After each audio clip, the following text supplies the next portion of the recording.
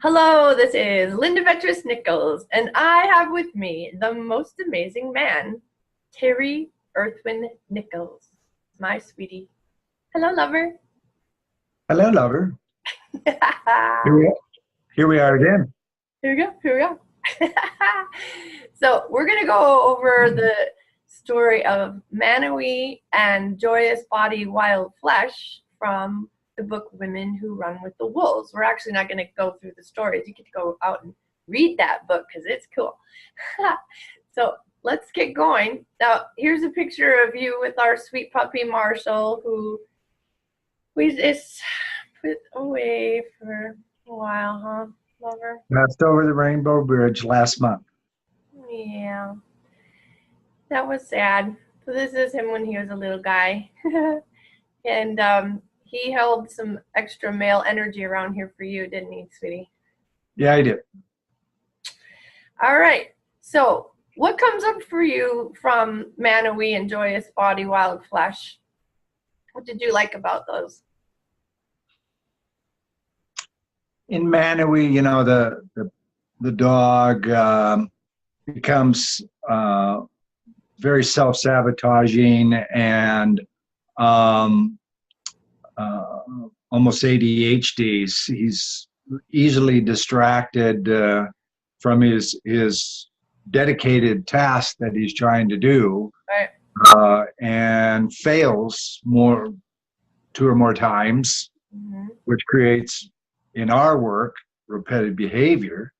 And yet at the end, he was able to get focused, get the information he needed, get it to his master, who ultimately, funny enough, didn't need it at all, because the two maidens he was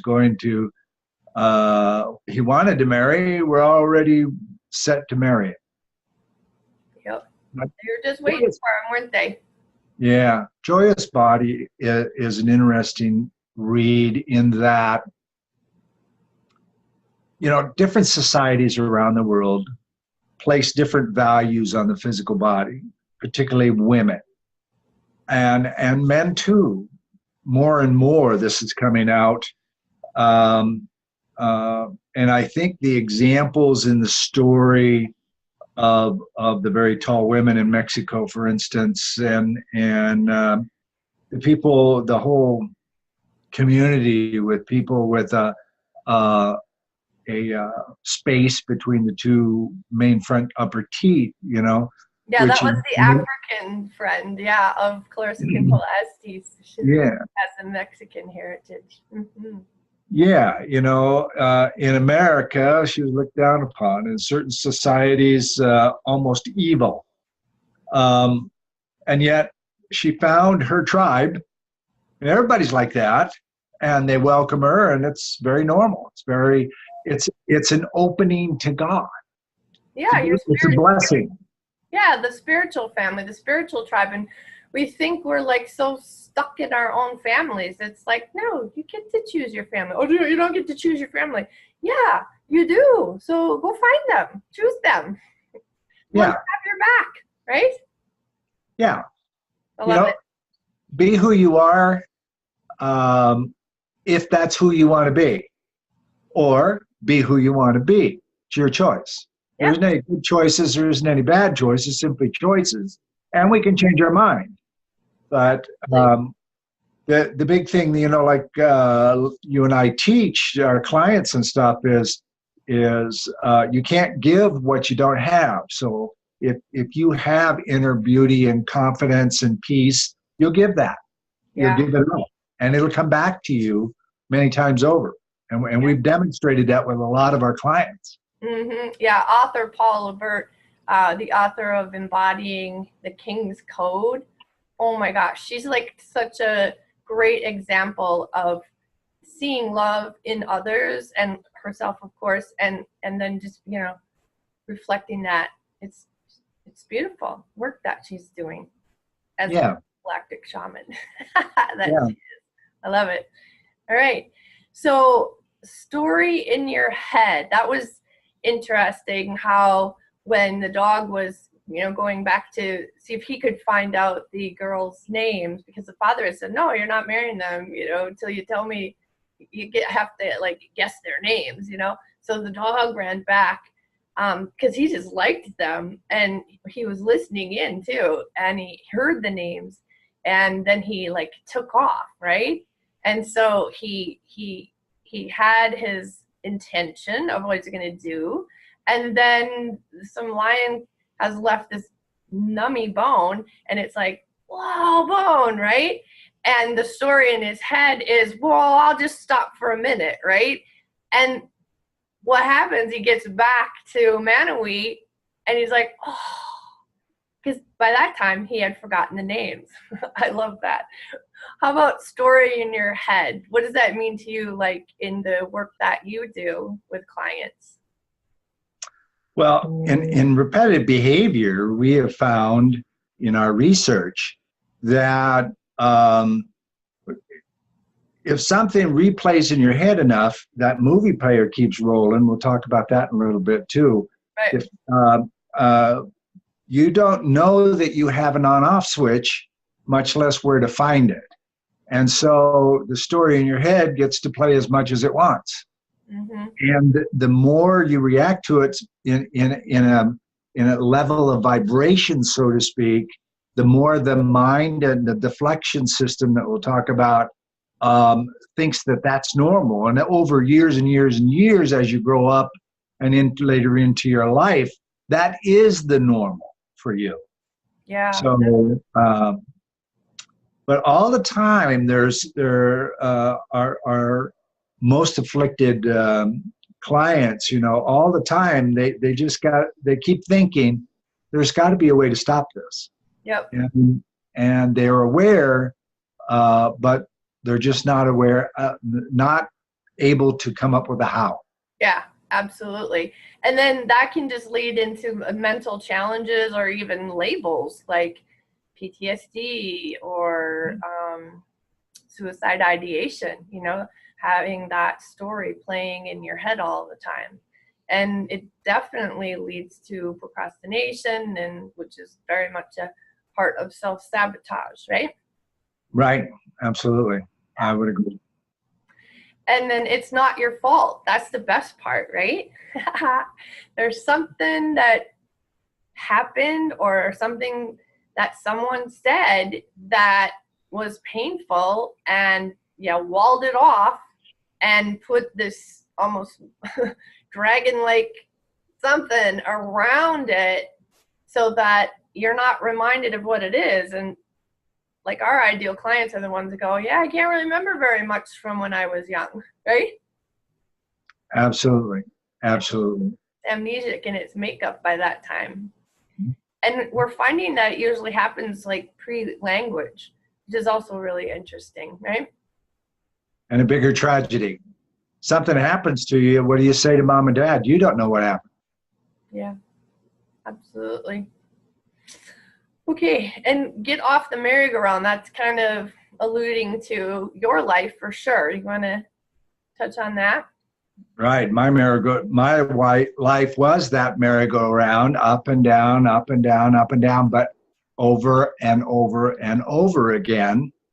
And my life was plagued by self-sabotage, extreme, quick, high success at whatever I was focused on, lose that focus and crash, self-sabotage, failure. And then I go again.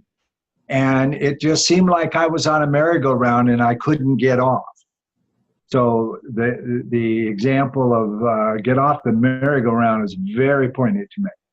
Yeah, absolutely. It's exhausting. All right, so procrastination and self-sabotage, right? So why don't you speak to that just a little bit more? Well, in our research, procrastination and self-sabotage are repetitive behaviors. Okay, procrastination is something that we learn that if we don't take action right away, or we do something else for a minute, somehow maybe it'll get fixed by itself, whatever it is that we're trying to do or accomplish. And through that procrastination, we find that whatever we were working on didn't go through and ultimately failed, and there's the self-sabotage. And I think what's really key here is this first point, and that's behaviors are not disorders. Nothing's broken there. Right. We found that it's an amnesic event, and amnesia is a fail-safe protection system that protects you from a memory of extreme emotion. And that's nothing, there's nothing broke there. The mind's doing exactly as it's designed to do. The problem is, if it happened as a young kid pre-language, you don't know what to do with it. Right. So as you learn in life, your ABCs, 1 and 1 is 2, whatever, you are not aware that that even happened anymore, and anybody around you other than the person who caused it can't help you retrieve that memory and get you back on track. Yep. So this deflection system that's created works like bait and switch. No, over here, come over here, come over here, come over here. Just don't go behind me, right? And as the mind matures, somewhere around 4 to 7 years old, our ability to shut off, or that on-off switch I just talked about, repetitive thoughts, gets hidden by the deflection system because it wants to control that. Yeah. So they can protect you. Mm-hmm. Absolutely. And it's interesting the way we work with our clients and keep them completely out of emotion. Number one is to have their eyes closed. And number two, to when they do get to a memory, to freeze frame it just as a picture with no movement, because movement brings a person to story, and story brings up all kinds of emotions. So we just kind of stay out of all emotion and just get the facts actually through the senses that they are experiencing in the memory. So like, what do they smell? What do they hear, right? And we just take the facts down and keep them completely out of story. Well, we're finding that that keeps them at the level of their soul, which is so cool because it's like that fully embodied soul. And they've completely, some of them completely forgotten how to do that or what it feels like when they do that. And they leave a CR session feeling super light and free almost, wouldn't you say? And it's so cool how their face just gets this sweet smile on it, and they just kind of like sink into their chair and they're just at peace. And I love that like final minute of doing a CR session. How about you? Yes, absolutely. You know, also in staying in presence, when our client goes through a memory, they shut off the motion of the memory. So there's no history of why they're there, or the why Aunt Mildred has a stain on her blouse, or, you know, all of this stuff is the deflection system. So we shut that down. With the eyes closed, they're not looking around. They're fully engaged with us. And then when we get them to a memory, they choose the memories. We get them to a memory, we have them freeze frame into a photo. No motion equals no emotion. So they're really focused intently on everything we say. And then the memory, they're used to telling the story of the memory. Well, there's no story when you're saying, what do you smell? One thing at a time. I smell bread. I smell gas. I smell this. I smell that. Yeah. I hear a horn. I hear a voice, blah, blah, blah. They're completely shut off of all of that stuff that usually goes on in that memory. Right. And when they get to saying something like, say they're outside and what's a good example? You always do a good example of this. Maybe they're outside. What would that be? Like the eye. let's say, Missing. let's say, yeah, let's say they're sitting on a rock beside a creek. The water's flowing, and They're deep in the woods, right? And then they hear a yeah, car. Like I hear, what do you and hear? A car going by. It's like, a car motor, yeah, right? Well, there could be a car there, but if you're deep in the woods, hiked in. beside a stream, why is there a car? Mm-hmm. Or somebody's tasting something that doesn't make sense that they would taste. An example would be, Be sweet. sorry? Like it would be something that would be sweet, and they're telling you they're tasting salty. Right? Or they taste dirt. Yeah. Where did dirt come from? They're not anywhere near dirt per se. Yeah. So, those are things that give us clues that they're not aware of. Yeah. Yeah. That's been cool. And we make note of that as we put it all together. And I had like the most deflective block. Like you and I, we know all the little tricks. So for us to go through our own process was gnarly. But we had one of our brilliant masters take us through, basically because she was green enough and she kind of went down her own road, right? And she tricked us. That was so cool. She broke the very rules I set up, and it worked. Yeah. And that taught us something. It did. Right? It did. So yeah. We won't get into moving around in a memory because people associate motion, and that's not what we do. Yeah. So, yeah. Okay. So new patterns of behavior. Well, in the aftercare, one of the things we make sure to tell our clients is to use my hand as my helper. So if they've got some negative thoughts they're running, they can go like this and just say cancel. Because that's going to get logic over into emotion. It's almost like there's a wire coming out of the right side of your brain and a wire coming out of the left side of your brain. And when you put your hand over your forehead, it allows those wires to cross. And now you're like whole brain and you've got logic in emotion. When logic is in emotion, the emotion doesn't have a physical emotional hold on your body, really, right? Or your mind. Do you agree? Yeah. Yeah. And also, we teach them after the CR, the first session. They're still in the process, but after the CR session, we teach them how to remain present.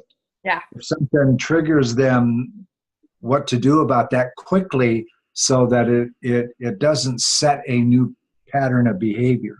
Right, and it's not like they just, if they were triggered in the past, it's not that like bam, they're just completely out of control triggering anymore. It's what, and they have the opportunity because their brain is now calmer and more peaceful. They have the opportunity to intervene and work with the trigger. Does that make sense? Yeah, absolutely.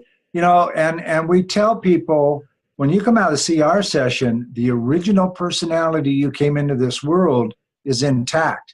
And most of the time, you've never met that person, and it feels really nice. Now that person gets to catch up to you, physical body wise. A lot of our clients are anywhere from their 30s to their 80s, 70s, excuse me. And so that original way of thinking is now released. It's no longer controlled, and it's a very beautiful place to be. And it's much easier to set new patterns because the original personality has never really started bad habits. Right. And people say, is it EMDR? And we're like, no. Is it NLP? No. Is it EFT? No. What is it? CR, repetitive behavior cellular regression, right? RBCR. And they're like, huh? It's different. And psychologists will do the like talk therapy and go from the front of the brain back, and they don't get very far, and it's years and years. Modalities, like I just listed, they come, and many more modalities come in from the side of the brain. They get down a few blocks or whatever. We're not looking for blocks. We come in from the back of the brain and we find the active block that was wrapped around in whatever that memory was, creating that more amnesic state for that memory. And yeah, and I would also add that we do not work with the story or the storyline of the history of whatever they're working on. yeah, We don't go there. We take in 2 million or plus memories a day. We don't need to worry about the stuff that's driving you nuts. What we want is an alternate neural pathway or a detour around yeah, that active, what we call an active block, that deflection system, right. so that we can get in the back door with you and free you. Yep. Yep. That's why we're so successful with PTSD and complex PTSD, because we don't go to those like known super triggering memories, right? Correct. I love it. Okay, so the CR process, we've kind of gone over it already. And it's definitely about being able to stop the movie player. And when we find that active block, it's kind of like a string of Christmas tree lights that are plugged in, and that very first light is the active block. And once we get to that memory and the client gets that memory and opens it up, they're completely out of emotion. It's just another page in their history book. And when all that happens, it's like that whole string of Christmas tree lights is like instantly unplugged. And from that active block, all their life, that's that same energy, attractor energy, that's pulling in similar situations, similar people, even if they had a predator, similar predators. And on a day when the neural system can't handle it, bam, a person can go into a PTSD event. Then it becomes a PTSD event. And then that same energy keeps going, and another day, year in their life, whatever, where all of a sudden their neural system isn't super strong that day, bam, another PTSD, and that's called complex PTSD. And so there's this whole chain of all these memories, all these events, and when that's unplugged, all that energy goes out. How peaceful is that, right? Right, very peaceful. The memory is intact. There was nothing wrong with the history book. The emotions that control it are detached. Yeah, it's so beautiful. So you do the coolest thing. I mean, you're a profiler from naval recruiting too. When you were in the Navy, you'd be on a ship, like not in my life because we haven't been married all that long, 7 years now. But when you were in the Navy, you would jump ship, if you will. As soon as you were in port, you made sure that you were off the ship and just sitting in little cafes or whatever, and in Europe and the Mediterranean too, right? Right. I never jumped ship. That's a bad word. I was one of the first ones on the tour buses, though. That's for sure. And yes, I'm a people watcher. I always have, even in my youth. And I started noticing very early on different things that people would do when they were stressing, or in good stress or bad. Like a mother who will nurture to the left and put a baby up near over the heart. So there's this really a heart-to-heart connection, whether they consciously do it or not. Love, family, trust, all of that is on the left side of the meridian of the body. And deflection, fear, all those kinds of things have been taught to us millennia over millennia. Even the Romans, if a left-handed person joined the Roman army, he was taught to use his right hand to attack, because it would affect the different people around him. So this defense, or this right side of the meridian, shows us a whole different picture. So profiling and how we observe the involuntary movement of a voluntary muscle. We have a great example of a person whose little pinky toe used to fold up when she talked about what we found out to be a perpetrator. And when she'd stop talking about him, the toe would just relax. And then when we went back to the perpetrator, the toe went back up there again. And that wasn't only in one person, but two others. So it's significant. It was the day that you were facing, we used to do these in person, and now we're online because we find that people are more relaxed and feel safer when they're in their own space and they don't have to deal with other people's energy. And so even people who are in the house, we make sure they're not in the room. Anyways, you were facing this gal and she had long dangly earrings. I was off to the side and you're like, her earring. And I'm like, what? I saw an earring doing nothing. But because you were in front of her, you saw the earring over here. And every time she talked about her mother, it would vibrate, and left would be the female side, right? Oh my gosh, that was amazing. Right. And you can't move earrings without moving your head, and that moves both of them.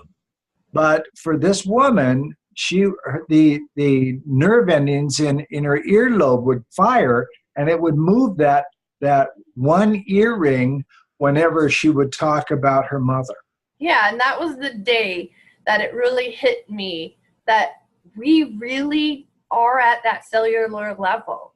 Yeah. The memories really are there in the cells. And the chiropractors have proven that too. You know, they'll touch somebody at a certain spot and they'll get all kinds of little movies, little memories, right?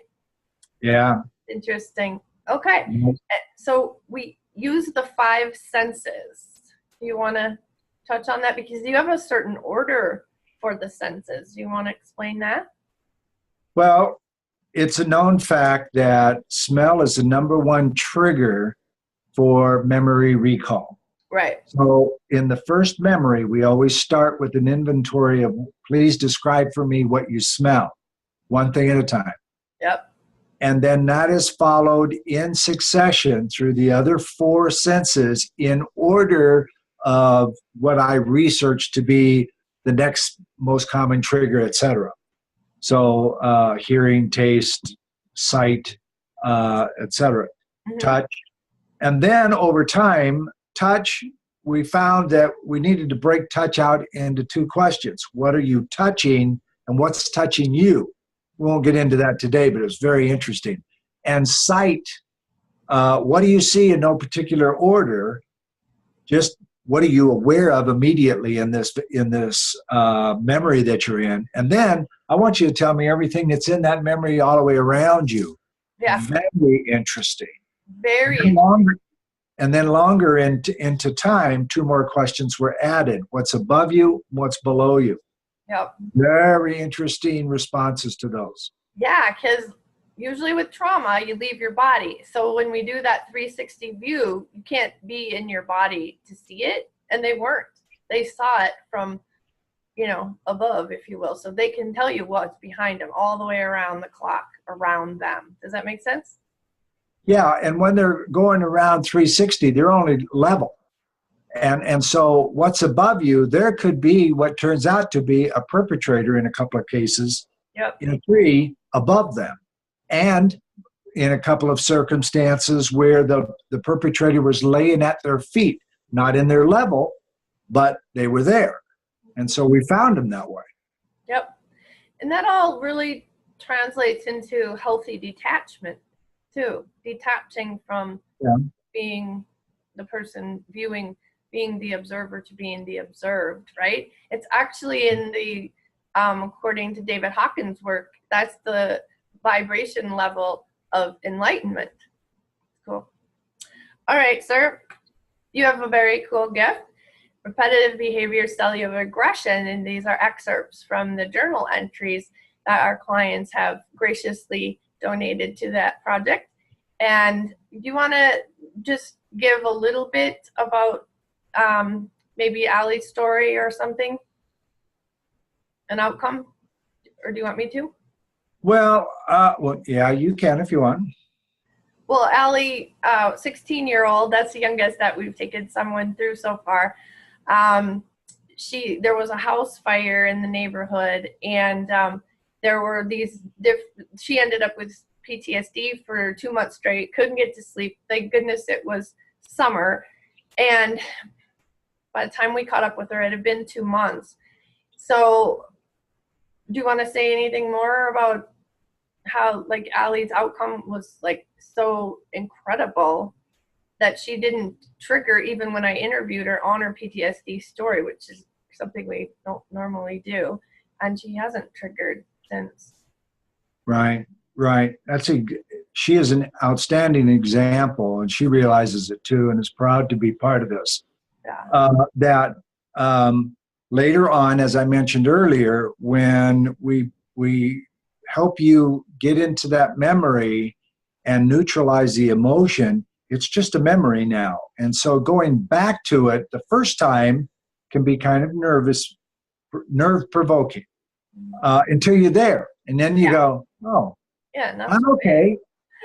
I'm okay. It's all right. So let me tell you what happened, right? That's what happened with Allie. And then the second interview, she did an outstanding job of articulating what that was like. Mm-hmm. Yep. And she said, because that interview got transcribed and put in the book Stuck. And when she went to read it, she's like, I thought maybe I'd trigger reading it, but I didn't. And then she was worried about going like back to school in the fall and, you know, upsetting her parents and her teachers not understanding or whatever. And all that went very smoothly too. And she said she wasn't getting in any trouble. And I said, well, what parent wouldn't want that for their kid? It was a cute interview. Yeah, it was. All right, everyone. Thank you so much for joining us. And thank you, my sweet husband. Thank you too for doing it for doing this. This one is one of your better ones. And you've done a lot of them. And I thank you all for listening in, and believe me when I say we're here for you. We're in 12 countries. We do this process in 7 languages, including 25 U.S. states. We're here in the U.S. So this is not a theory. We're successfully and consistently doing this work. Yep, absolutely. And for you entrepreneurs out there who find yourself in procrastination, you're more than welcome to give us a call. We'll help walk through the clarity on that for you. Yeah, absolutely. Okay. Bye, everyone. Bye.